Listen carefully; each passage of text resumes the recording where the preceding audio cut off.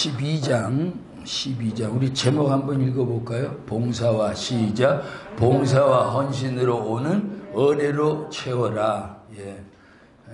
아마 기본적으로 이제 대부분 우리가 앞에서 배운 하나님의 사랑, 십자가의 사랑, 또 진리의 말씀, 성령의 역사, 천국의 복음 등으로 우리에게 직접적으로 이제 은혜가 된 건데, 요 직접적으로 은혜된 걸 적용함으로 말미암아 이제 더 은혜되게 하는 요 부분이 아마 12장에 우리에게 더 채워져야 될 부분으로 말씀하시는 것 같습니다. 밑에 보면 이제 지금까지는 영적인 것들로 채우는 체험에 대해서 살펴보았다. 이것들을 나눔으로 오는 체험의 은혜를 살펴보고자 한다. 사실은 이게 어떻게 받는 은혜가 더 많아요? 나누면서 오는 은혜가 더 많아요. 목회자들은 받는 은혜 이것이 이제 중요한데, 목회를 하다 보면 이제 나누는 데서 오는 은혜가 목회를 힘이 있게 만들어주지 않는가, 그런 생각을 많이 해봅니다. 근데 이제 문제는 뭐냐, 이제 나누면서 이제 그런 은혜를 받지만, 이게 그러다 보면 이제 자원이 다 떨어져요. 받은 은혜가. 그런데 그냥 아는 걸로, 해온 걸로 그냥 밀어붙여서 하죠. 그러니까 이제 나는 퍽퍽한데, 나는 궁핍한데도 그냥 여전히 성도들을 그냥 끌고 가. 그런데 이제 끌고 가다 보면은 그래도 성령께서 역사하시니까 은혜로 하긴 하지만 죽는 건 이제 나는 계속 죽지요. 그러니까 이게 받는 은혜와 나누면서 오는 은혜가 항상 이게 조화를 이루고 이게 함께 가져야 되지 않는 은혜가 되어야 되지 않는가, 그런 생각을 해봅니다. 자, 그래서 이제 봉사와 헌신으로 오는 은혜의 체험, 굉장히 성도들의 입장에서 굉장히 중요하고 우리의 입장에서도 중요한데, 하나님의 사랑으로 채우고 십자가의 사랑, 진리의 은혜, 성령의 역사, 천국의 진리로 채울 때 행복을 누리게 되고, 또 이걸로 우리가 늘 은혜 충만한 삶을 살게 되죠.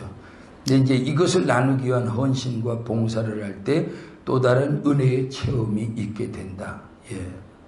그렇습니다. 이게 나눌 때 굉장히 많은 은혜들을 우리가 경험하게 되는데, 맨 밑에 보면 하나님의 사랑, 십자가의 사랑, 진리, 천국, 성령의 역사 등은 또 다른 은혜를 채울 수 있는 소중한 자원이다.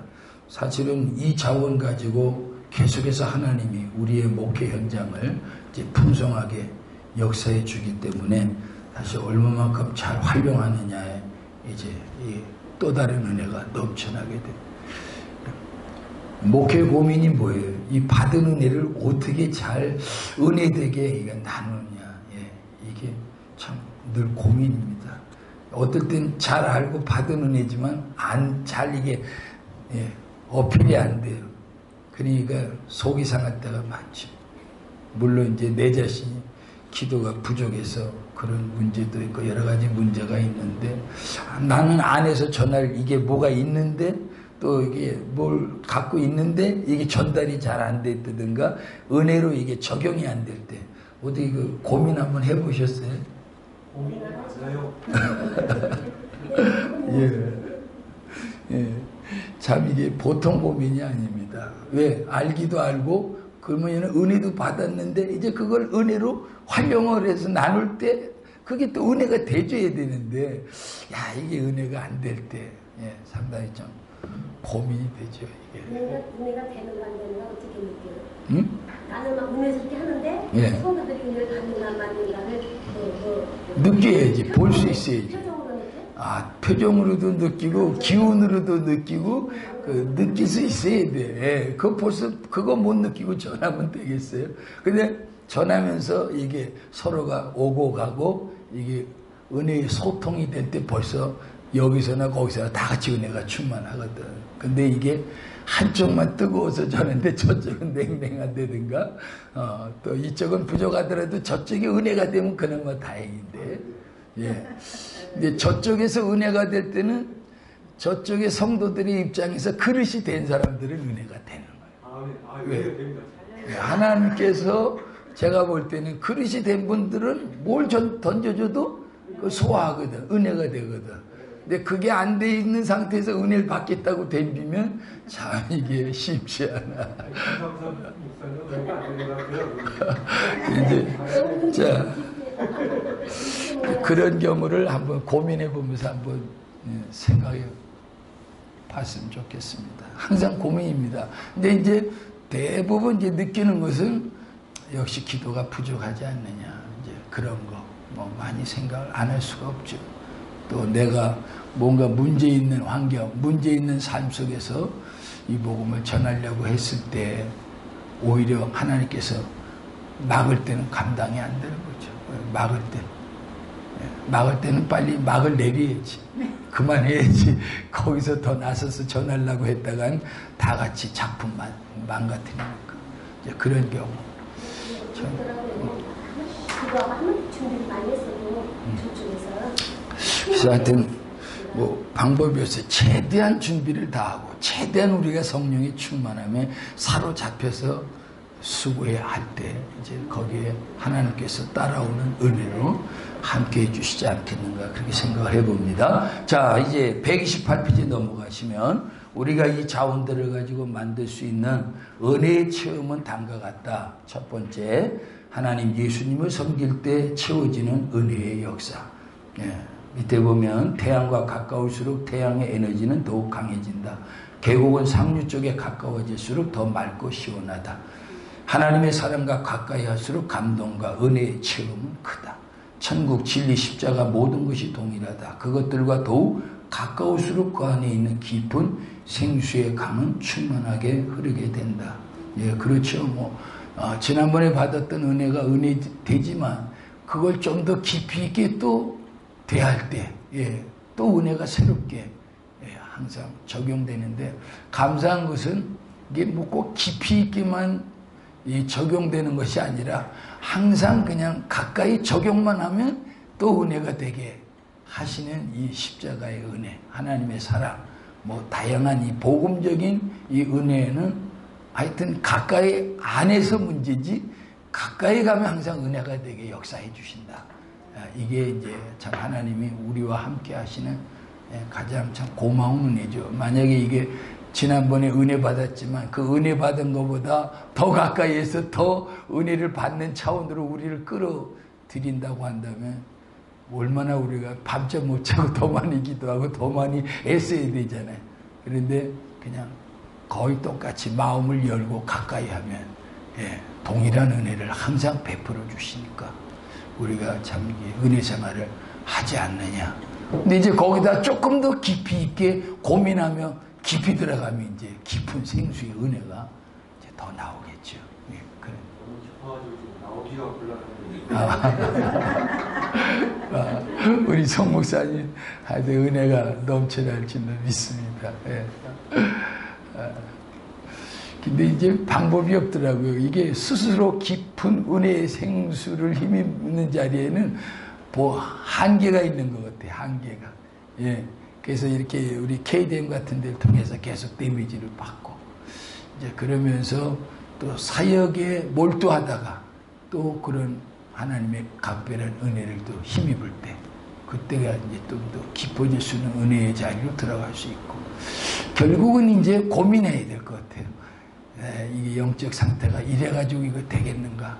조금 더 내가 힘있게 해야 되겠다. 이렇게 좀 고민을 하고 그분 앞에 조금 더 엎드리는 좀 차원의 질이 조금 더 고민하며 엎드려질 때 조금 또 새로운 은혜를 더 힘입을 수 있지 않겠는가? 그런 생각을 해봅니다. 자, 그러면 이제 이것을 위해서는 하나님 예수님 십자가 천국 진리와 가까워지는 희생과 헌신, 수고가 많아야 한다.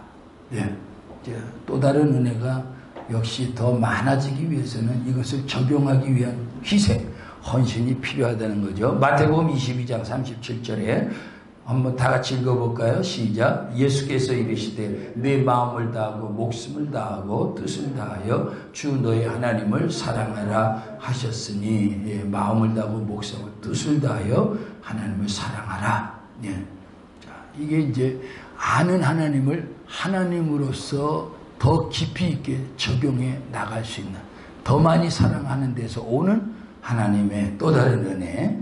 자, 그래서 우리는 하나님으로부터 무엇인가를 받기만을 바란다. 그러나 사실 하나님은 우리에게 모든 것을 주시지만 우리의 영혼을 받기를 원하신다.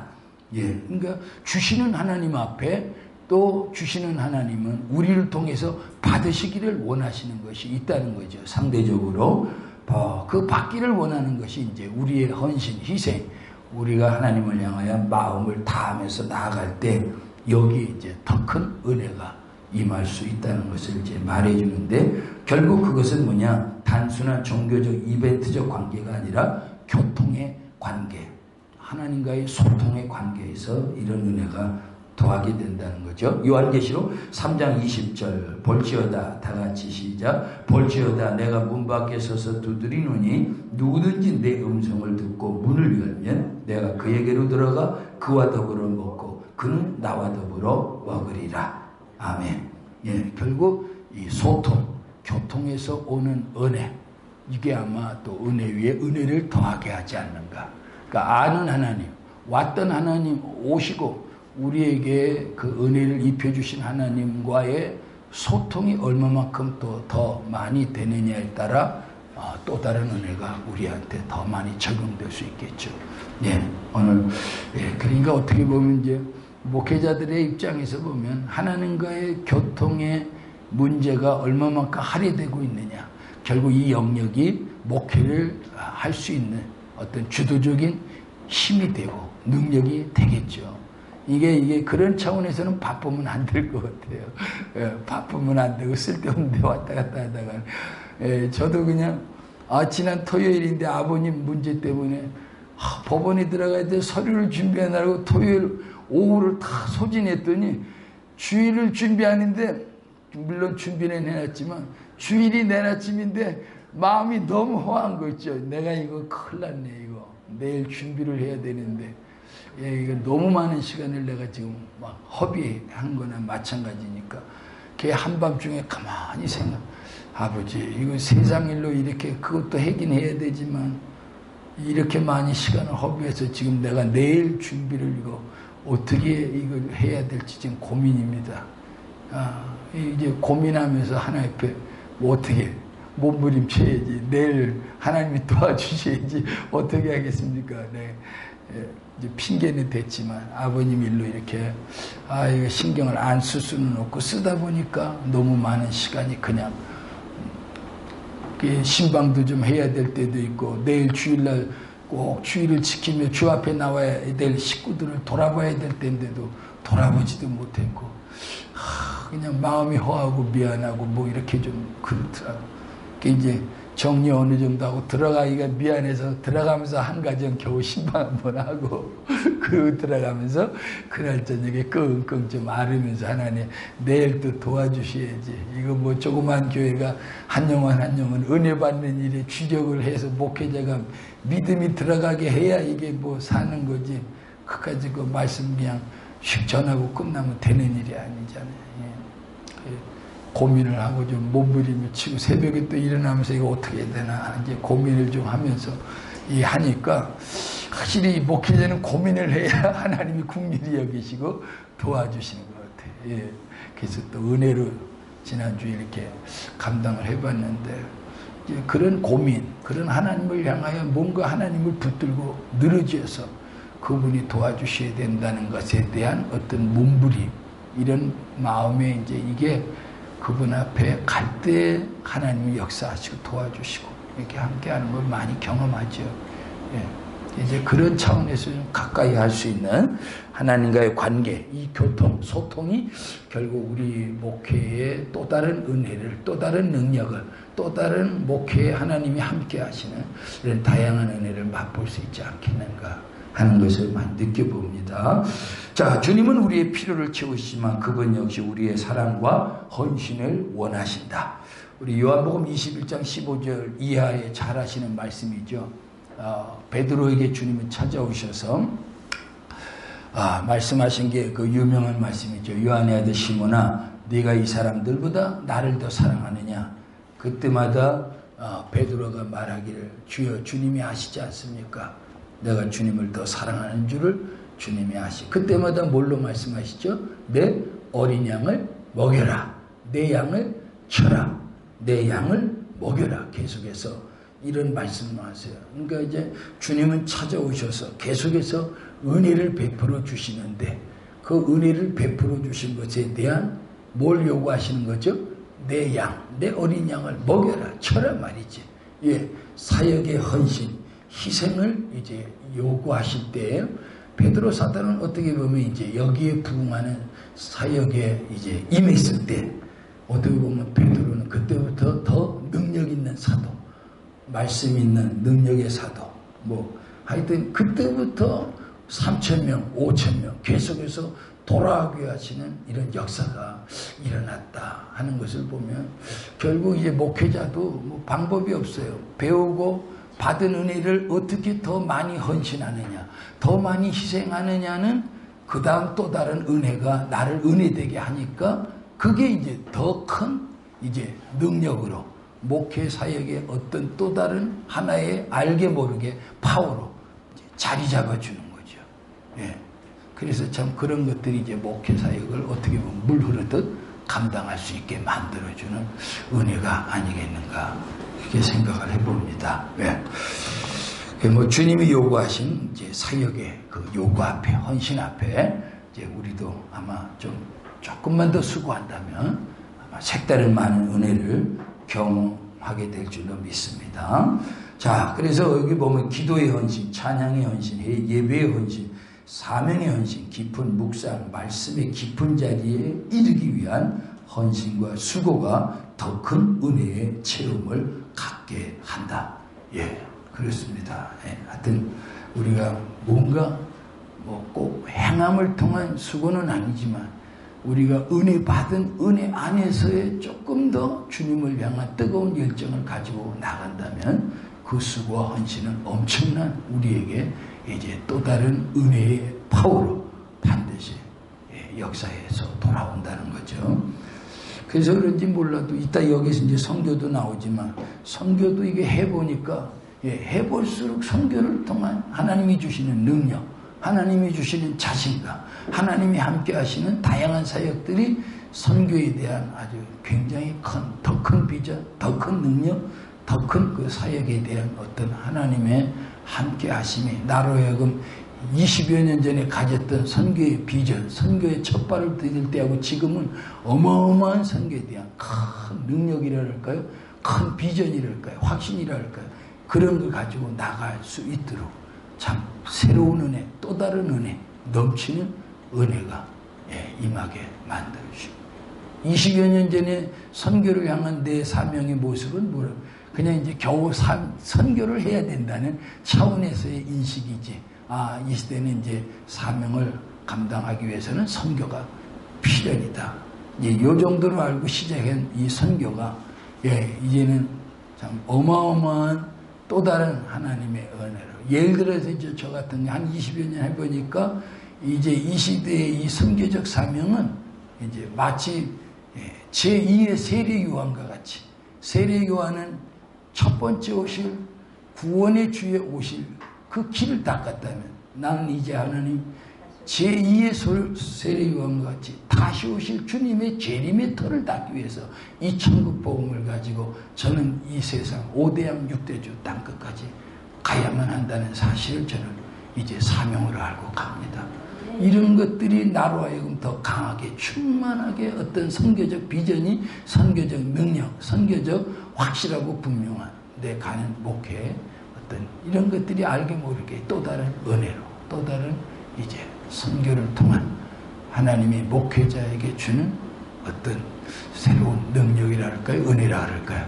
예, 그러니까 이제 뭐 그냥 더 그 길로 향해서 더 분명하고 확신 있게 그냥 소신 있게 갈 수 있도록 하나님이 만들어 주시고 그런 걸 통해서 이제 지경을 넓혀 가시니까 세계 선교의 지경을 넓혀 가시면서 아, 이런 게 목회자에게 주시는 새로운 또 다른 은혜요, 또 다른 하나님이 함께 하시는 역사라구나. 예. 그래서 이제 뭐 좀 더 이제 가는 길이 뭐랄까 좀 자유하다 그럴까요? 이제 그냥 확신 있게 그 길을 가니까 뭐 환경이 문제가 아니죠. 이제 그 길을 위해서 그냥 쭉 가는 이제 목회자한테 이런 게 보이지 않는 하나의 뭔가 큰 자기 사역을 위한 하나의 큰 힘이 되는 것 같아요. 예. 자, 그럼 이제 또 보십시다. 두 번째 이제는 복음을 나눌 때 채워지는 은혜의 역사. 복음을 우리가 가진 진리는 하나님, 예수님, 성령님, 십자가, 천국, 그분의 말씀 등이다. 이 진리는 내가 받을 때 채움이 있고 깨달을 때 채움이 있다. 자, 이것은 얻을 때 채워지는 은혜다. 그렇죠. 우리가 목회자가 되기 전까지는 이렇게 이제 얻어지는, 채워지는 은혜로 이제 우리가 충만하게 이제 사역을 위한 하나의 준비 과정으로서 이제 힘입었다면 이제 이것을 나눌 때 더 큰 은혜의 체험이 이루어진다. 예. 더 큰 은혜의 체험. 나눌 때 있다. 필자론에서 우리 김성일 목사님이 오래전에 구역 강사를 하면서 그 말씀을 전하기 위해서 지방에 가 있다가도 이걸 위해서 올라오셔서 사역을 수고할 때 나눌 때 더 큰 은혜가 넘쳤다는 간증이 130회까지 있습니다. 자, 그 다음에 이제 복음은 생수와 같다. 이것이 들어올 때 은혜의 체험이 있고 이것을 다시 나눌 때 은혜의 체험이 있다. 그러니까 들어올 때 체험, 그 다음에 나눌 때 체험. 어떻게 보면 나눌 때 은혜의 체험은 은혜 위에 은혜가 더하는 체험이 되겠죠. 아무래도. 자, 마태복음 28장 19절에 한번 20절 그거 읽고 넘어가 볼까요? 그러므로 시작. 그러므로 너희는 가서 모든 민족을 제자로 삼아 아버지와 아들과 성령의 이름으로 세례를 베풀고 내가 너희에게 분부한 모든 것을 가르쳐 지키게 하라. 볼지어다 내가 세상 끝날까지 너희와 항상 함께 있으리라 하시니라. 아멘. 이제 복음을 전할 때 놀라운 사실은 이제 우리 다 경험하잖아요. 이걸 전하기 위한 희생과 헌신이 이제 따르는데 복음을 받아들임으로 이미 우리가 얻어지는 은혜의 체험이 있었지만 이것을 이제 나누기 위해서 이 복음을 가지고 가서 전하잖아요. 그 전할 때 우리에게 오늘 약속의 말씀대로 임마누엘의 은혜, 함께 하시는 은혜가 오늘 우리에게 더 은혜 위에 은혜를 더하게 되는 이제 얻어지는 체험이 아니라 전할 때, 나눌 때 오는 체험으로 채워지는 거죠. 그래서 참 우리는 이 KDM을 만나서 선교의 비전을 가지고 이 선교할 수 있는 참 이 은혜가 얼마나 감사한가. 내가 참 정말 감사하더라고요. 왜 선교는 다시 나누는 거니까. 나누는 은혜를 통해서 다시 우리에게 또 채워지는 은혜로 이제 다가오니까 참 은혜 위에 은혜죠. 참 이게 선교를 안 했더라면 내가 이 작은 시골 목회에서 과연 이게 살아남았을까? 확신 있는 목회를 할 수 있었을까? 여러 가지 많은 생각을 해봅니다. 근데 선교에서 다양한 하나님의 은혜의 손길을 체험하니까 내 목회에 소신이 있고 내 목회를 하나님이 붙들고 함께하고 있다는 목회에 대한 자신감이 있고 그러니까 뭐 남이 볼 때 목회의 어떤 그런 양적인 이런 모습이 중요한 게 아니에요. 그래서 성도들한테 가끔 우리가 보기에 우리 교회가 작아 보여도 우리 교회는 빌라델피아 교회처럼 작은 능력을 가지고 큰 일을 하는 교회인 것을 자부심을 갖고 헌신해란 말이지. 제가 그렇게 당당하게 이제 말씀을 하죠. 하여튼 그래서 있는 식구들이 열심히 이제 협력해주고 애를 써주시는데 우리 목회자가 이제 이런 은혜로 채워져야 이제 소신껏 확신 있게 이 은혜를 더 힘입어서 자기 사명을 감당할 수 있을 것 같아요. 에스겔서 47장도 이것을 잘 보여준다. 그래서 에스겔서 그 47장은 우리가 잘 알듯이 하나님께서 에스겔 선지자를 통해서 그 성전 문을 통해서 성전 그 앞면 동쪽에서부터 그 문지방 밑에 다 물이 흘러나오는데 그게 이제 어디로 흘러나갑니까? 북문에서 남문 쪽으로 흘러나가가지고 그 물이 발목을 적시고 무릎을 적시고 허리를 적시고 나중에는 그 물이 흘러 넘쳐가지고 이제는 헤엄을 치지 않으면 안 돼. 그런 은혜의 이제 강수가 이제 넘쳐나는 자리로 들어가서 그 결과가 뭡니까? 이제는 그 결과가 바닷물이 되살아나고 말이죠. 바다의 생물들이 살아나고 여러 가지 많은 좋은 이제 결과들이 있다는 사실을 보여주는데요. 오늘 본문은 그렇게 말씀했죠. 제단에서부터 시작된 은혜의 물이 받는 사람을 통해서 다시 흘러갈 때 얼마나 놀라운 일들이 이루어지는지를 보여준다. 예. 저는 이 말씀을 읽으면서 그 생각이 나더라고요. 요한계시록 22장 1절 이하에 보면은 하나님의 보좌에서 생수가 흘러서 그것이 생수의 강이 돼서 그 좌우에 12가시를 맺는 생명나무들이 쫙 이렇게 펼쳐지는 장면이 이제 이렇게 생각이 났는데, 어쨌든 오늘 에스겔서 47장의 말씀은 그 하나님으로부터 흘러나온 그 은혜의 생수, 은혜의 역사들을 이제 어떻게 그것을 잘 흘러 넘치도록 이걸 또 다시 나눌 수 있느냐, 이걸 누구에게 흘러갈 수 있도록 만들어주느냐, 이 은혜의 물줄기가 이제 또 다른 많은 사람들로부터 그 은혜의 영향력이 결국은 은혜 위에 은혜를 더하게 하는 이제 요소로 다가온다는 거죠.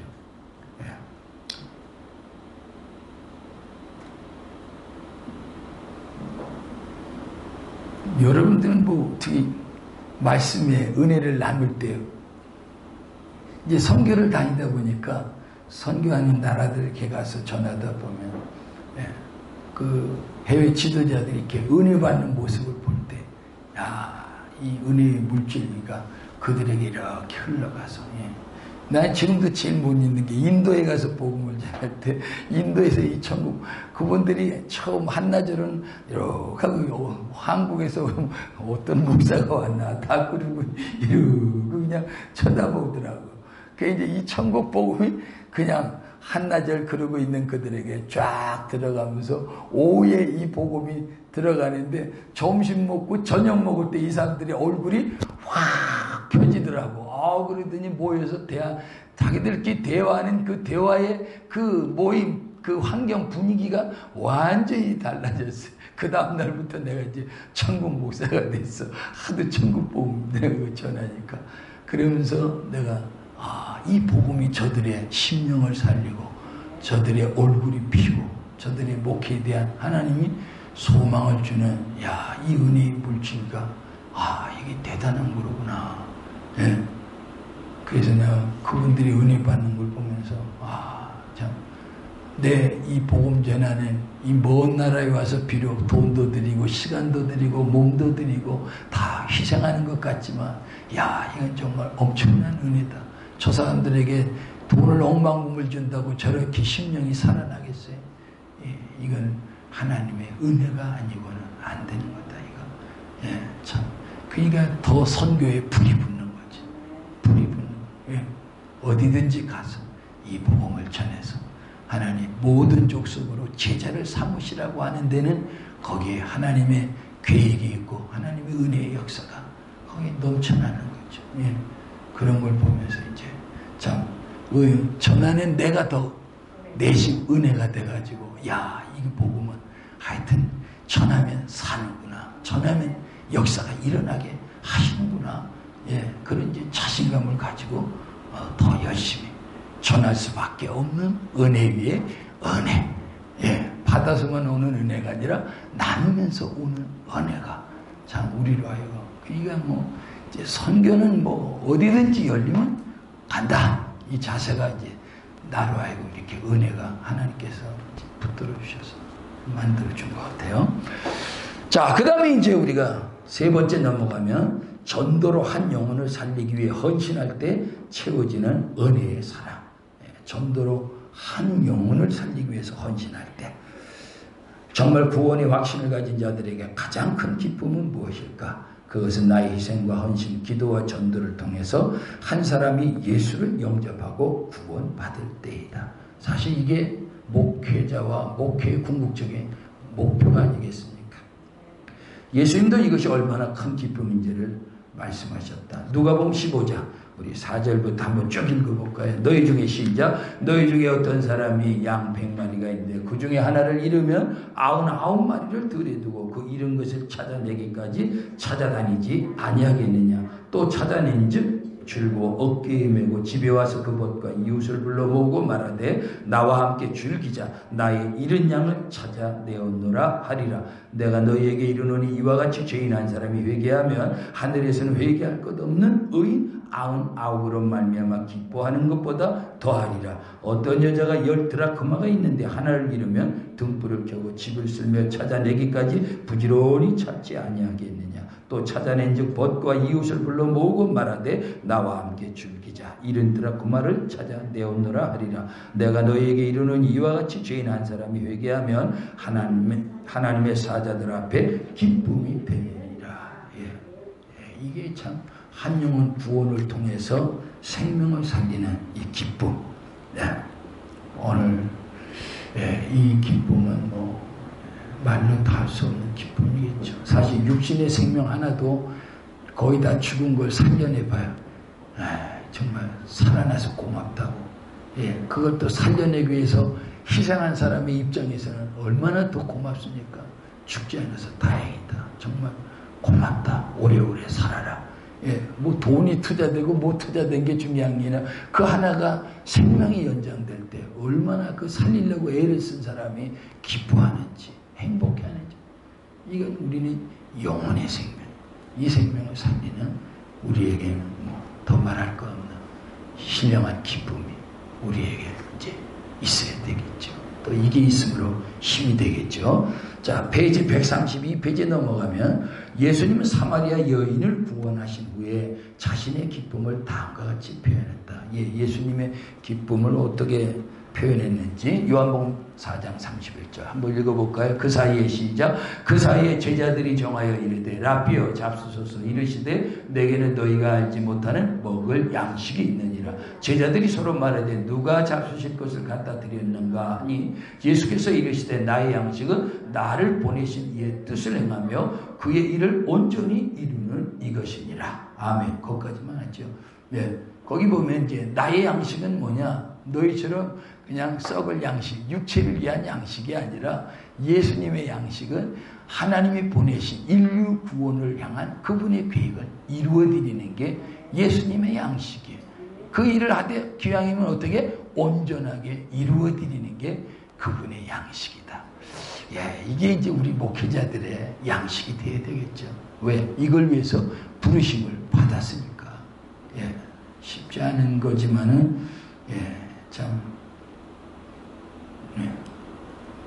그래서 이게 좀 양식이 돼요. 목회하시면서 이걸 통해서 뭔가 전도의 문이 열리고 한 영혼이 막 믿고 구원받고 은혜받고 하면 그게 내 목회의 배부름이 돼서 안 먹어도 배부르고 기쁘고 감사하고 우리 목회자는 그걸로 사는 것 같아요. 그걸로. 근데 이게 안 되면 이제 힘들어지고 괴로워지고 먹어도 우리에게는 먹은 게 아니야.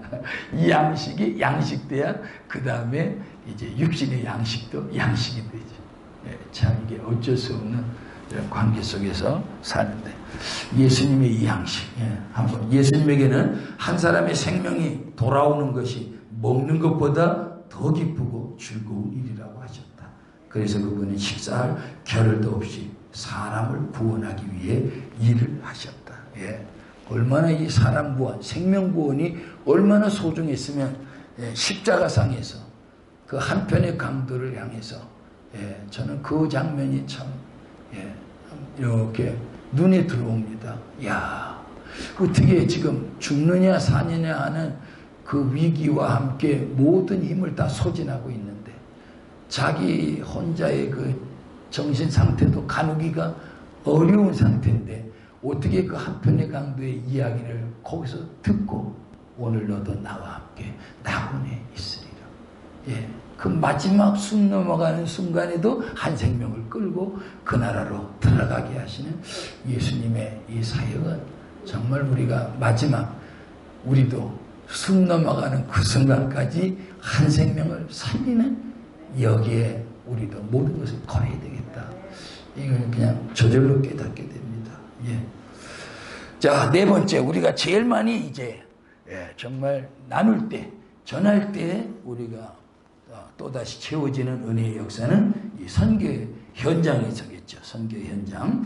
자, 선교 현장에는 두 가지 중요한 은혜의 체험이 있기 때문인데, 첫째는 하나님이 일하시는 것을 볼 수 있고, 둘째는 자신의 인생의 비전을 만들 수가 있고, 예, 정말 그렇습니다. 이 두 가지. 세상 여행은 그냥 여행으로 끝나요. 오히려 더 피곤해요. 아이, 집에서 좀 있는 게 더 좋을 뻔했다. 후회하는 게 세상 여행이에요. 예, 그런데 우리가 이 하나님의 나라의 복음 때문에 세계 선교의 여행을 통해서 이 복음을 전할 때 보면, 예, 피곤한 게 아니야. 아까도 말씀드린 더 큰, 예, 이 나눔을 통한 또 다른 은혜의 지음이 있기 때문에, 예, 이건 지칠 줄 모르고 달려가고 뛰어가고 싶은 선교의 현장이죠. 그래서 하여튼 선교의 현장의 지경이 넓혀진다는 게 얼마나 감사한 일인지 모르겠어요. 예. 저는 처음에 못 모르고 그냥, 아니 나는 중국 같은데 가까운 동남아를 했고, 내가 처음에 잘못, 예, 해가지고 어떻게 김성일 목사님 따라간 게 아르메니아를 제일 처음 따라간 게 제일 먼 나라에 제일 선교비도 많이 들어갔는데, 아 이거 나 잘못, 이거 처음에 이거 내가 아이 잘못 따라간 게 이게 문제다. 유선 목사님은 필리핀을 따라가더라고. 그 나머지 이제 이승환 목사님은 저 대만 따라가. 나 가까운 데 따라가면서 어떻게 자 쉽게 하는데, 나는 못 모르고 먼 데를 따라가다 먼 데를 가려니까 아주 선교부터 시작해서 보통 부담이 되는 게 아니에요. 예. 그 박봉 목사님은 방글라데시 따라갔다가 거기 다 그렇게 이제 발목이 잡히는 건데, 나는 제일 먼 나라에 발목이 잡혔네. 너무 힘들어가지고 처음엔 좀 속상해가지고 후회가 되더라. 아이, 가까운 나라 가실 때 따라가서 거기를 내가 접수하는 건데, 먼 나라를 따라가야지 이거 지금 바꿀 수도 없고. 그런데 지금 생각하니까 먼 나라를 갔기 때문에 더 많이 기도해야 되고, 먼 나라를 가야 되니까 더 많은 건강이 필요하고 선교비가 필요하다 보니까 하나님을 더 의존하면서 해보니까 하나님이 그래서 더 채워주시는 거예요. 감사하더라고요. 더 채워주고 더 역사하시고, 아마 가까운 데 갔으면 그만큼만 채워줬겠지. 먼 나라로 가니까 그렇게 채워줘. 어느 인간은 꼭 얼마 모자라냐면 960만 원 들어갔으니까 40만 원 모자라는 1000만 원이 들어가더라. 항상 러시아하고 아르메니아 두 나라니까. 그럼 두 나라 통역하는 분들 다 비행기값 다 되고, 사역비, 통역비 다 되고, 그 다음에 이거 왔다 갔다 사역비, 야 정말 엄청난. 근데 엄청난데 엄청난 걸 다 그분이 대셔. 야, 그래서 참 그래요. 사역에 맞게끔 하나님이 어련히 하시게 할 때는 어련히 그게 채워주시고, 이제 그렇게 사역을 하다 보니까 이제 그게 몸에 이제 배버린 거예요. 배니까 하나님이 이제는 아프리카 쪽, 이쪽, 뭐 멀리 얼마든지 이제, 왜 그쪽에서 해서 그쪽에 함께 하시는 영육과 물질적인 모든 걸 지원받는 것을 확실하게 인지가 되니까 어디든지 얼마든지 하나님 역사하시면 얼마든지 가겠습니다. 이게 언제부터? 에티오피아부터 먼저 나이지리아 갔다 왔지. 에티오피아, 아프리카를 쫙 문을 열어요. 이제 아프리카 전역을 하면서 앞으로는 이제 중동, 유럽, 이제 예루살렘을 향해서 가려고 이제 몸부림치겠지만, 중간에 보니까 저 북미 쪽하고 중남미 쪽에 여러 나라가 있더라고. 거길 또 가서 치고 들어가야 되겠다. 이제 예? 그런 데는 갔으니까 이제 안 간 나라를 가서 이 천국 복음의 씨앗을 뿌려야 되니까. 하여튼 이제 그렇게 하다 보니까 자신감이 붙고 함께 하니까 뭐 어느 나라든 좋다. 어느 나라든 가겠습니다. 예, 이게 왜? 어느 나라든지 가면 건강 붙들어 주니까, 선교비 주시니까, 전하면 역사하시니까 뭐 얼마든지 감사하고, 예, 가면 되는 거예요. 그러니까 하나님 앞에 오히려 지경을 더 넓혀 역사하게 하옵소서. 그러니까 어느 날 아프리카를 쫙 열어주니까, 아프리카도 이제 나이지리아, 에티오피아, 그 다음에 케냐, 우간다, 이제 계속 열어주시더라고. 이제 앞으로 탄자니아 그쪽으로 해서 이제 쭉 한번 전역을 한번 도르려고 그래. 어떻게든지 이 복음을 전해서 아프리카 쪽에 지금 너무나 중요하더라고. 가서 그쪽에 선교사님들 만나니까 아프리카 지도자들에게 지금 이 복음이 너무나 절실합니다. 예. 야, 그래서 내가 그렇구나. 여길 또 우리가 전해야 되겠구나. 예. 그래서 요번에 케냐에 갔다 올 때는 2박 3일 못 왔잖아요. 우기영 목사님 갔다가 비행기가 그냥 캔슬되고 뭐 움직일 수 없게.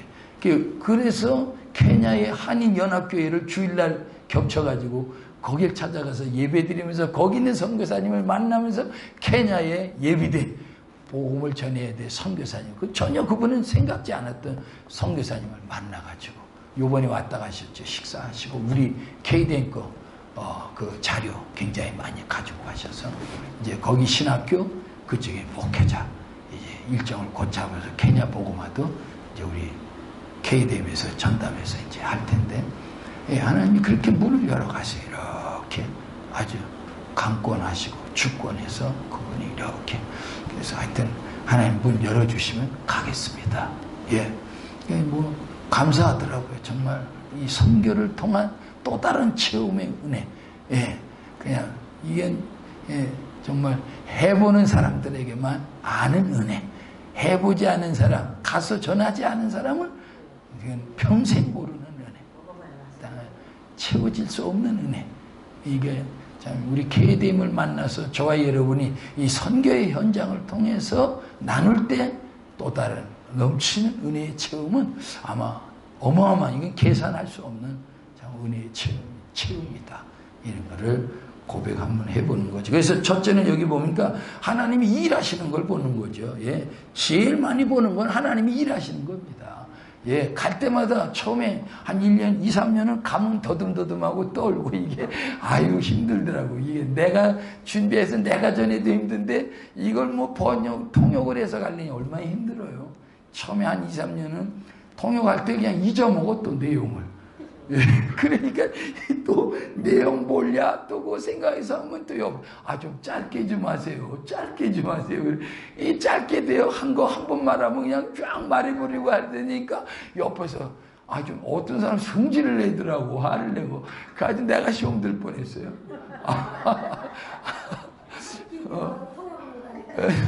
그래가지고 미안하다고 내가 이거 하다가 중간에 잊어먹으면 그 다음에 내가 그래가지고 2, 3년 얼마나 내가 고생을 했는지 통역하시는 분들을 그냥 무섭더라니까. 그 양반들 잘 보여서 짧게 해줘야 되는데 이게 이제 한 4, 5년 이제 10년 넘어가니까 이제는 이게 그냥 맞춰서 이제 그냥 나오는 거예요. 이게 참 감사하더라고요. 내가 감사한 거는 그 전에 목회할 때는 그냥 잘하는 분들 그냥 뭐 설교집이고 뭐고 다 베껴서 이거 하잖아요.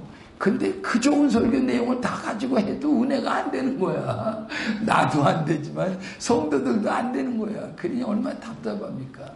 그런데 이 선교 현장을 다니면서 하나님이 영역을 주시는 거예요. 정말 놀랍더라고요.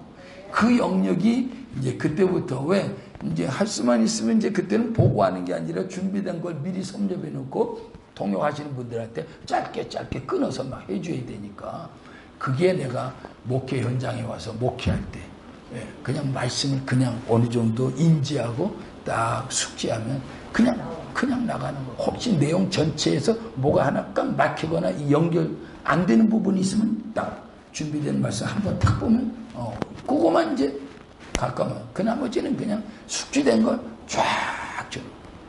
이거 부흥 강사가 되는 거야. 부흥 강사가 아니라 선교 현장에서 내가 그렇게 하나님이 훈련해 주시고 은혜로 그렇게 전하면서 나누면서 한 것이 현장에 와서. 그러니까 우리 교회 식구들이 목사님 선교만 갔다 오면 달라졌어요. 이상하게 달라졌어요. 달라요. 그래서 내가 웃었죠. 그러니까 열심히 나가고 싶은 거예요. 왜?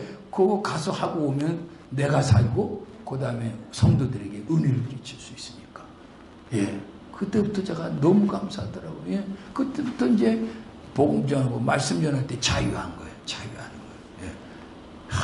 그 통역을 놓고 한 2, 3년 내가 얼마나 고민했니. 통역 해주는 사람 보면 얼어가지고 이분이 좀 잘 좀 해줬으면 좋겠는데 그냥 그게 고민이야. 그런데 이게 4, 5년 지나고 10년 지나면서 말씀 전하는 게 내게서 이게 하나님 언제부턴가 숙달이 되게 많이. 그러니까 내 목회 현장에서 이게 적용이 되는 말씀입니다. 그러니까 이제 그래야 은혜가 되겠더라고요. 이게 아무리 좋은 말씀 전 써가지고 아무리 그거 뭐 갖다 읽어대봐야 아무 소용없어요. 이거 안 되는 거더라고. 결국 내가 그 현장에서 전하고 은혜를 끼치고 그분이 나와 함께 하신 그 은혜의 데미지를 내가 다시 받은 그걸 가지고 내가 가서 또 현장에, 목회 현장에 와서 하니까 그게 은혜가 되는 거예요. 야, 참 감사하더라고요. 이 선교 현장, KDM을 만나서 세계 선교의 비전을 가지고 이 사명을 감당하는 것도 감사한데 나는 내 목회 현장이 살아나게 됐다. 예, 이게 참 감사해요. 예. 아버지의 은혜 역사도 있습니다. 예, 감사합니다. 하여튼 제 얘기를 해서 죄송한데 우리 KD 멤버 되신 우리 목사님들에게도 이런 은혜가 있겠지만 더 은혜가 넘치시기를 축원합니다. 자, 그래서 자신의 인생의 비전을 만든다는 거예요. 이게 선교 현장을 통해서 아까도 말씀드렸지만 이제는 제2의 세례 요한이 돼서 다시 오실 주님의 재림의 길을 닦아야 된다. 이게 오늘 이 시대의 우리의 사명이다. 이게 확 들어오니까 뭐 이제는 뭐 너무나 그냥 감사하더라고요. 이제 그게 기도 제목이고 이제 내가 마지막 쏟아 부어야 될 것은 이 길을 가야 된다. 지금 예, 참 엄청난 목회의 비전을 하나 주시면서 그게 오니까 갑자기 주책 없이 또 120개국을 하나님 이 천국 복음을 꼭 전하고 가게 역사에 주옵소서. 주책 없이 이제 비전이 막 이게 이제 막 넘쳐나는 게 한번 헤아려봤더니 아직 30개국이 안 되더라고. 그냥 언제나 40개국, 50개국으로 해서 빨리 이제 100개국을 향해서 발돋움을 해야 될 텐데 지금. 그래서 이제 되도록이면 복음이 우리 천국 복음이 안 들어간 데가 있으면 무조건 뛰어가려고 그래요. 예, 일단은 그렇게 하나님 또 비전을 주고. 소원을 하게 하고 기도하게 하시니까 참 감사하죠. 자, 그 다음에 이제 다섯 번째는 가진 것을 누군가와 나눌 때 채워지는 은혜의 역사다. 예, 그냥 가진 것을 나눌 때 이때 또 다른 채워지는 또 다른 은혜의 채움의 역사가 있다는 거죠. 세상에는 가진 자가 있고 그것을 나누어야 할 자들이 있다. 하나님이 무엇인가를 우리에게 주실 때는 이미 나눔의 사명이 그 안에 들어있음을 알아야 한다. 얻고자 하는 목적이 무엇인가? 그것은 나누기 위함이다. 복음뿐만 아니라 내가 가진 재물, 시간, 재능 등 이 모든 것은 나누기 위해 갖고 있는 것이다. 이것들을 얻을 때 행복이 채워진다면 나눌 때 더 큰 행복이 채워지게 된다. 그래서 이 부분을 보면은 하나님이 우리에게 이렇게 이제 얻어지게 하는 이제 주실 때 이 채워지는 이 은혜의 요소들은 반드시 목적이 있다는 거죠. 왜? 그만큼 채워지는 은혜가 온 것은 그만큼 나누어서 당신의 계획을 이루실 하나의 목적이 있는 거죠. 그 목적을 이룰 때 이 사람은 또 다른 더 많은 나누면서 또 다른 은혜가 이제 채워지는 은혜의 역사가 있죠. 그래서 제가 가만히 생각해 보니까 예를 들어서 우리가 창세기 15장에 아브라함의 약속을 따라 이스라엘 백성들이 이제 애굽에서 430년간의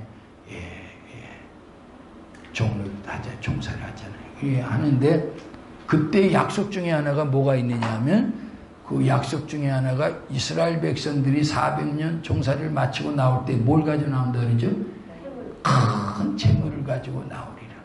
그 400년 그들이 마치고 모세가 이끌어 나올 때 우리가 출애굽기 12장 35절 이하에 보면 애굽의 백성들이 너무 두려워서 그들이 원하는 것을 다 줬어. 그때 보면 은금, 보화, 폐물을 무조건 다 줬어. 이제 그들이 이걸 갖고 나오는데 이걸 갖고는 얼마나 신났죠. 야, 이제 이거 우리 재산이다. 이제 이거 가지고 나가면 자리 잡겠다. 아마 그랬을지 모르지만 이게 어디 가서 결국은 이제 출애굽기 우리가 잘 아는 모세가 성막을 만들 때 보니까 출애굽기 25장에 성막을 만들 때 뭘 가져와라? 은금을 가져오라. 성막.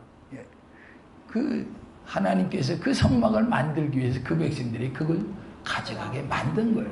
결국은 그거 가지고 부자 되고 그거 가지고 막 쓰고 내 마음대로 살라고 준 게 아니라 하나님 목적이 있더라고. 목적이 우리에게는 아마 우리가 이게 KDM에서 이 훈련을 받는 목적도 이 시대에 우리에게는 선교적 사명이 있고 제가 볼 때 이 G7은 예, 우리에게 왜 이 공부를 이렇게 지루할 것 같지만은 정말 우리에게 끈질기게 이 공부를 할 수 있도록 왜 이렇게 모임을 주관하시고 주도하고 아마 김성일 목사님도 상당히 피곤하실 것 같은데 예, 어떻게 보면 이 적은 숫자를 가지고 여기다 혹사하기에는 정말 아까운 시간이 될 수도 있지 않겠는가. 너무 피곤하고 그런데도 불구하고 이 G7 사역은 어떻게 보면 우리 조국의 교회의 앞으로 개혁의 대안이 될 수 있는 것이 이 G7이다 이게. 예. 왜? 지금 우리는 세상 어두움 앞에 전혀 빛이 안 되는 기독교, 빛이 안 되는 목회자, 빛이 안 되는 성도들로 꽉 차 있거든요 사실. 그러면 다시 빛이 되는 세상 어두움을 밝히는 자리로 가려면 G7 이게 꼭 필요하다 이게. 예? 하나님의 형상을 어떻게 구체적으로 안에 있는 걸 개발해서 활용해 줘서 성도들이 그렇게 살아가게 하느냐가 오늘 조국의 교회 회복의 관건이에요. 개혁의 관건이라고. 예. 복음을 복음으로 찾아야 되고 그 복음을 찾은과 함께 그 복음을 현장에서 어떻게 삶의 변화를 가져다 줄 수 있도록 할 수 있느냐. 이 G7이 거기에 아주 중요한 구체적인 대안이다. 대안이다. 어떻게 여러분은 안 그런 것 같아요? 그러지 않으면 공부하러 올 필요 없어요. 이거 뭐 괜히 이 공부는 웬만하면 우리는 하도 공부해서 웬만하면 이제 다 숙지하고 있는 내용이지만 이 G7도 우리한테는 하나의 사상화가 돼야 이것이 우리의 삶과 목회 현장에서 성도들을 어떻게 현장에서 그렇게 변화시켜서 그렇게 승리하는 삶을 만들어줄 때 조국의 교회 또 다른 다 종교개혁을 일으켜야 된다는데 한국교회도 제2의 그럼 제2의 종교개혁을 일으켜야 될 한국교회의 대안은 뭐냐? 대안은 G7을 통해서 구체적인 변화 그리고 승리 열매가 있어야 되지 않느냐. 예, 그래서 저는 올 때마다 이 G7 사역이 굉장히 중요한 공부고 훈련이다. 우리는 계속 오후에 이 공부하고 성경 공부에도 이 공부하고 계속 합니다. 예, 많지 않은 식구들이지만 계속 공부하고 내가 나가는 다른 신학교에 또 이거 계속 공부시키고 천국복음하고 G7 또 내가 운영하는 우리 서울신학교 경기분교는 더 말할 거 없이 이건 뭐 내가 설립자니까 그냥 천국복음에다 G7 이거 그냥 계속 나는 그것 때문에 학교를 하는 거니까 본래 학교 할 수 있는 사람이 아니니까 박사학위도 없는 사람이 무슨 학교를 해요. 그렇지만 나는 이 비전이 있고 이걸 전해야 되고 이 시대에 꼭 쓰임받을 수 있는 목회자는 이 선교의 비전을 가지고 이 시대에 하나님이 원하는 사역자가 돼야 된다. 예, 거기에 이제 초점을 맞추니까 그래서 서울신학교 경기분교를 어떻게 하나님이 기가 막히게 열어주셔서 하여튼 거기에 여기다 모든 걸 걸고 전하고 나가는 신학교에 또 이걸 전하고 예, 이거 전해보니까 다른 탄신학교도 너무나 좋아하는 거예요. 이거 하도 다른 탄신학교에 내가 나가는 품신학교에 거기 총회장 목사가 그랬대. 아니 타교단 목사님이 우리 신학교에 주 강사가 돼도 그 목사님이 들이와서 가르치면 어떡하느냐고 시간을 좀 자기네 교단 목사님한테 좀 할애해 주라고 그런 소리를 다 하더래. 그 학장님한테. 그래서 내가 학장님 걱정하지 마시고 그 교단에 속한 목사님들 교수를 쓰세요. 나는 그냥 내가 필요한 데 와서 일주일에 내가 한 번씩 와서 하면 되니까 한 달에 한 번씩 와도 되니까 그렇게 합시다. 근데 그 양반은 아니거든. 우리 거 이거 공부하면 이게 너무나 좋고 학생들이 너무나 좋아하는 거. 이 보고 이거 아주 뭐 너무 좋아. 자기들이 이거 들어보고 배워보니까 맞는 얘기거든. 맞는 얘기. 예. 그래서 이게 정말 아주 사명을 가지고 지금 전하고 있습니다. 예, 너무나 좋아요. 그래, 그 얘기를 하다 그랬군요. 예, 여기 이제, 하나님이 주실 때는 그것을 쓰시기 위한, 하나님의 계획을 이루기 위한 목적이 있다. 그래서 우리에게 주신 그 어떤 것들도 다 하나님은 그 다음 당신의 뜻을 이루기 위한 목적을 가지고 우리를 훈련시켜요. 제가 그 얘기 하려고 그런 거죠. G7 이 훈련도 반드시 오늘 이 시대에 우리 조국의 교회의 종교 개혁의 하나의 대안으로서 우리가 작은 미랄로서의 정체성 회복에 이건 중요한 공부다. 훈련이다. 저는 그렇게 자부심을 갖고 저는 서울도 아니라 저 경기도 북부에서 지금 달려오지 않습니까? 할 수만 있으면. 예, 그냥 그리고 여기서 공부한 게 제 목회의 모든 것이 다 되고 있더라고요. 정말 감사하더라고요. 예. 아마 김정길 목사님을 못 만났더라면, 야, 이거 내가 어디서 이런 공부를 할 수 있었을까? 정말 내 신앙과 목회의 멘토로서, 정말 세 번째로는 참 좋은 분을 하나님이 나한테 붙여주셨구나. 생각할 때마다 정말 감사하고 감사. 예. 어디 가서 여러분 우리가 이런 공부를 또 합니까? 목회자들이 신학교 나오면 다 공부한 줄 알고 이제 조금 시원찮으면 그냥 단기 세미나 이런 데 반짝반짝 하는 데 가서 반짝 배우고 그냥 땜질하는 거지. 우리는 뭐 이게 목회 전 분야를 다 이렇게 공부하고 훈련받으면서 이게 계속 가잖아요. 지속적으로 공부하고 지속적으로 이렇게 훈련받는 데가 어디 있어요? 여러분 없어요. 예. 또 이분이 워낙 신앙적이고 복음적이고 인격적으로 우리한테 모든 게 모델이 되니까 우리가 믿고 따라갈 수 있잖아요. 예. 감사하더라고요. 나만 그런가요? 예. 예, 감사합니다. 자, 그래서 이제 가진 것을 이게 누군가와 이게 나눌 때, 예, 이게 엄청나게 또다시 얻어지는 은혜의 체험이 있다는 거죠. 그래서 아마 주는 자가 받는 자보다 더 복이 있다. 이게 확실히 진리고, 예, 주님이 주신 말씀. 여러분 그 록펠러 얘기 알아서 록펠러 얘기 생각나죠? 우리 책에 록펠러 얘기 한 두세 번은 나올 것 같은데, 예, 록펠러가 33살에 뭐죠? 백만장자가 43살에 미국의 최고의 갑부인데 55살 55세 암으로 사형 선고를 받잖아요. 그때 그에게 결정적인 사건이 병원에서 주는 자가 이제 받는 자보다 복이 있다는 말씀과 함께 병원 안에서 한 사건을 만나면서 어린 소녀의 그 병원비를 소리 없이 이름 없이 다 댄. 그래서 거기서 그 어린 소녀의 건강한 모습을 보고 엄청난 영적 희열을 그가 느끼면서 그때부터 주는 자로 바뀌면서 98살의 삶을 살았다고 하지 않습니까? 베풀면서 주면서 또 다른 은혜의 체험을 받은 거죠. 결국은.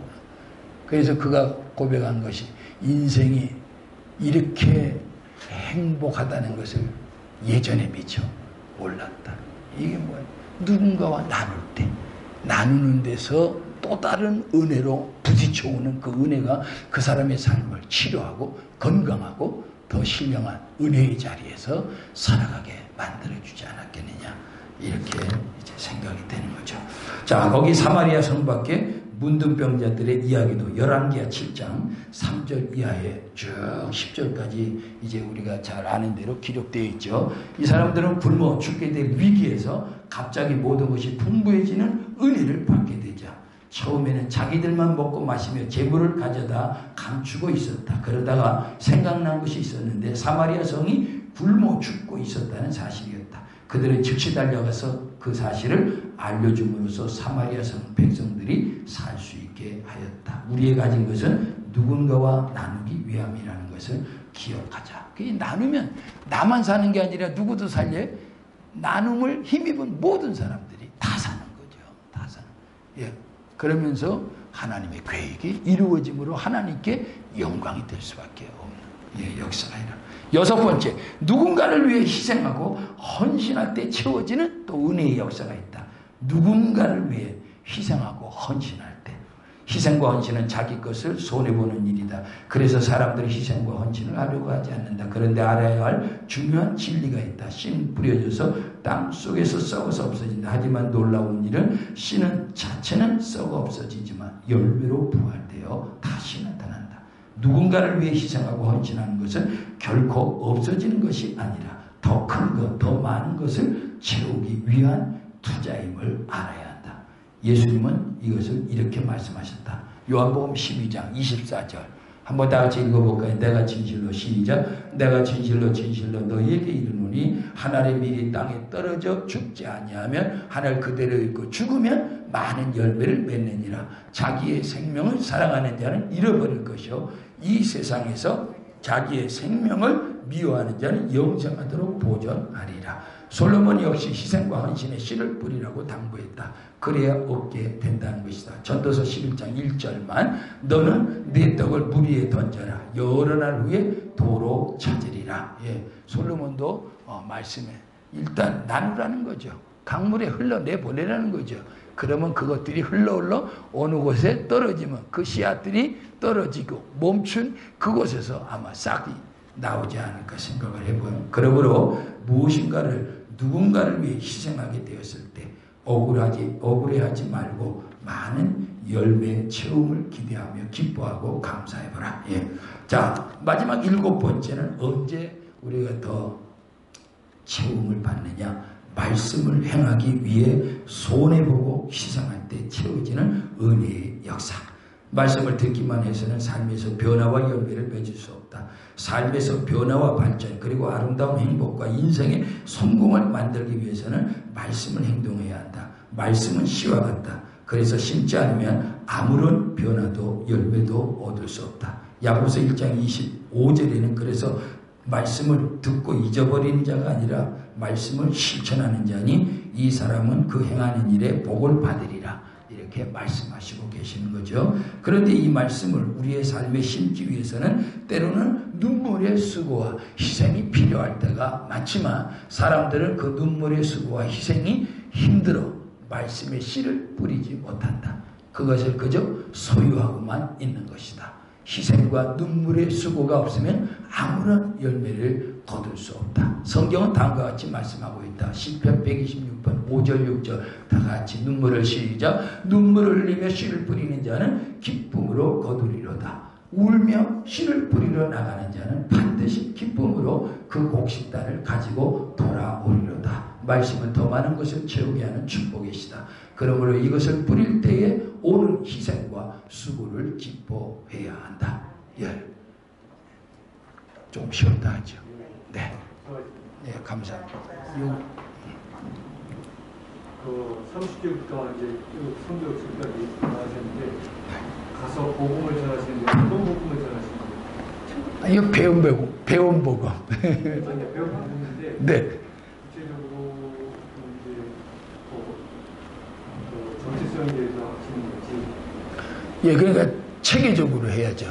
정체성부터 시작해서 이제 그 다음에 우리 이제 천국 복음으로 이어지는 이제 그쪽으로 쭉 해가지고 창세기 1장, 2장, 3장, 4장을 중심으로 해서 계속 이어서 하고 그 다음에 이제 요즘에 이제 또 대만 같은 데 지난번에 가서 보니까 거기는 이제 G7도 계속 연결해서 그 G7도 해주고 이제 앞으로 한 개의 나라를 30개국가 갔으니까 한 개의 나라에 이렇게 여러 차례 가서 예. 연결해서 해야죠. 아무래도 어렵잖아요. 예, 그게 쉽지 않죠. 예. 예, 그래서 지금 그렇게 120개국가 가시려면 예. 그 나라마다 그렇게 연결해서 그러니까 이제 하고 그 다음 다른 목회자들 데리고 들어와서 연결해서 그 다음 이렇게 합시다 해가지고 하고 그래서 지금 필리핀도 다음 주에 가지만은 이제 가면 우리 김문희 목사님이라든가 이민영 목사님 같은 분들 거기 이제 가서 같이 나눠서 조금씩 하고 다음번에는 이제 와서 독립해서 하시오 이렇게 하게끔 하고 예 그렇게 이제 하면서 자꾸만 근데 못 따라가겠습니다. 너무 먼 데를 가가지고.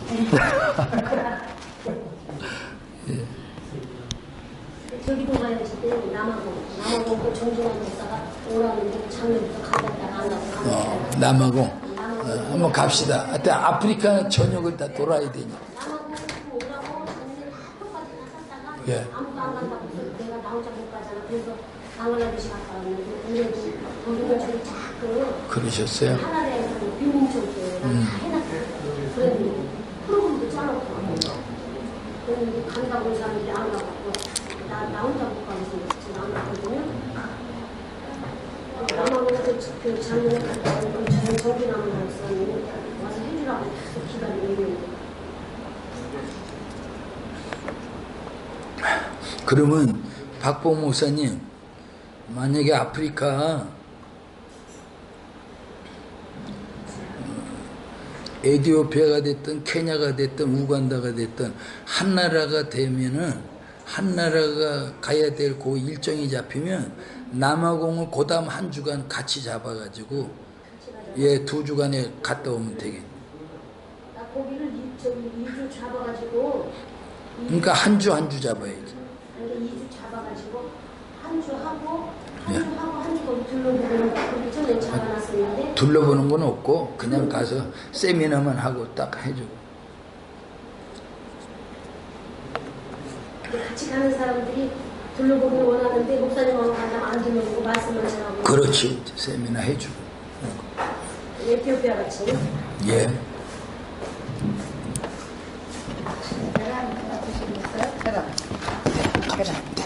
감사합니다. 고맙습니다. 원내를 가시는 게 잘하셨어요, 목사님. 그 지금 생각하니까 그게 오히려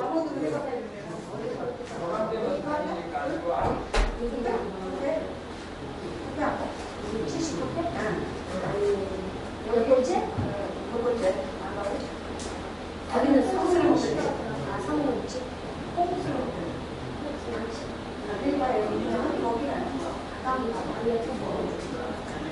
안 그러면 지금 운동 지나는 가고. 어저께는 저녁 때 갔어요. 낮에 갔는지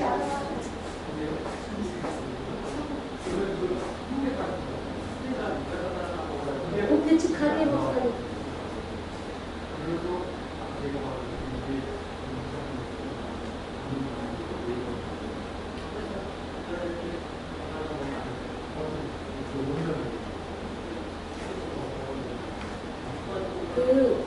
김춘환 목사님하고 남하고 김인환 학장님 갔다 왔잖아요. 김민아 초나는 그때 둘러보고 나는데 그때 그 정준환 목사님 만났거든요. 거기 이제 안내해주고 남아공에서 페이스타운에 빈민 쪽에 회전 목회자도 하고 파워도 하고 그래서 3일만 목회자 하고 주의하고 그래서 다시 돌아보는 사람이 한다고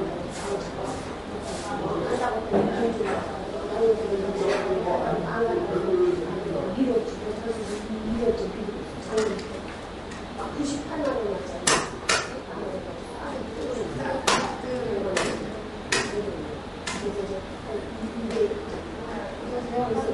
하락했거든요. 10만 원만 주면 큰일 지문이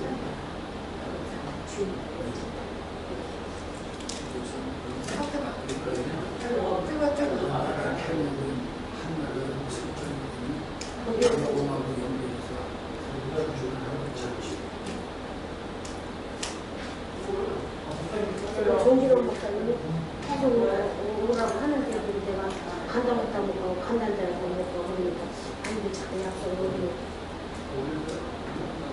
안 그러면 싶으니까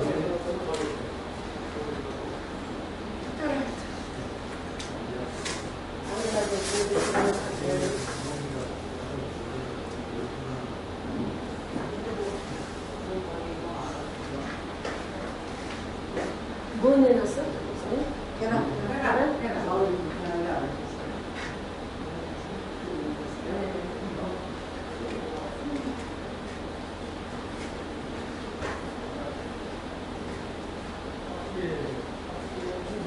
수박 목사님 쓰셨어요? 응? 수박이 너무 왜 안 익었어? 맛도 없고 막 속이 이상하고 잘못 샀어. 맛있는데 왜 그래? 응? 맛있는데. 맛있어? 예. 난딱 먹으니까 달지도 않지. 수박이 막 저기 닭수박 같이 막. 아, 맛있게 수박. 한국 사람이 또 맛있대요. 아니에요. 맛있는 수박이 달고 막 속에 저거냐고 속에 막 넣고 넣고 시원한 맛은 그냥 시원해서 먹지. 속에 막 넣으면 아주 뿌옇뿌옇해. 받으면서 걱정하고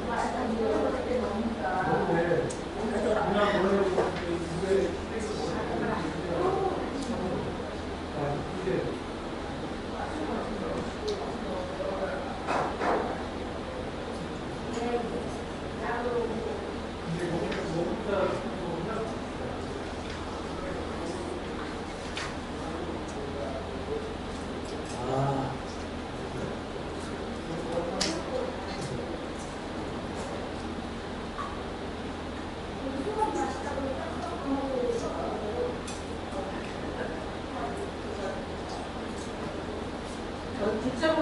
이렇게 좋아요? 네. 질색은 홍도 좋아요. 네. 너 세상 거 갖다 했네, 뭐 공부를 안 그럼 하고. 우리 또 공부는 어디든지 뭐예요? 이제 아로니아를 우리도 타봤어요.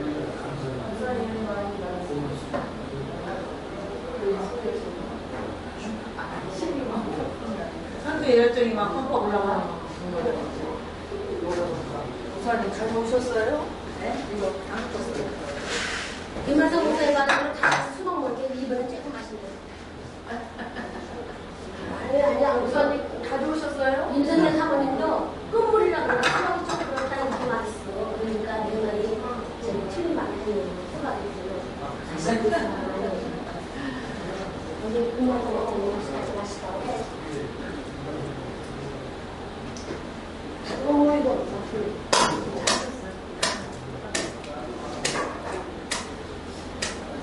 내가 던집니다. 조금 이따가 십시오. 빨라지고 여기 먹고 있습니다. 한번 하세요.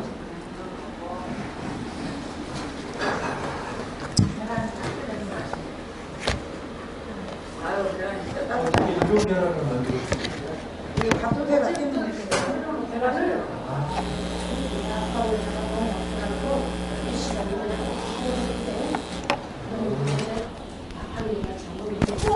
근데 나는 집에서 오면 타고 타. 무조건 노래야. 너 좋지? 당연히. 근데 그런 거가 잘못된 거야. 나도 옛날 같은 사람은 이거 목사님 주셨나? 색깔이 이렇게 안 나와. 우리 건가? 그게 드시고 갔어요. 뭐야? 시사로 나누고 돈으로 나누고. 보온으로? 시사로야 있지. 뭐 시사로야? 돈으로. 오. 보온도 있어. 네, 아니, 그러니까 시사 내가 또 보온을 그렇지 있는 거지. 시사에서 보온도라고 그냥 그대로 있는 거지. 아니, 아니 산다고 하니까. 한다고 할 때는 보험을 치료하는 거지. 아, 보온으로 보온으로만 해? 시사만 네. 이거? 보온으로 4시간인가 다시 줘야 된다고. 그러세요? 모르겠어요. 아, 난 시사로 근데 이게 은근히 익으면서 이제 구워지는 거야. 시사라고 밥같이 막 하고 시사로는 되게 물을 많이 돼.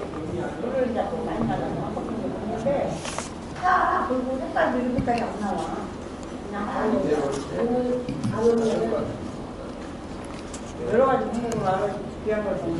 예, 목사님, 요거 좀 펴주시고 이거 아까 안 껐어요. 안 껐어. 그냥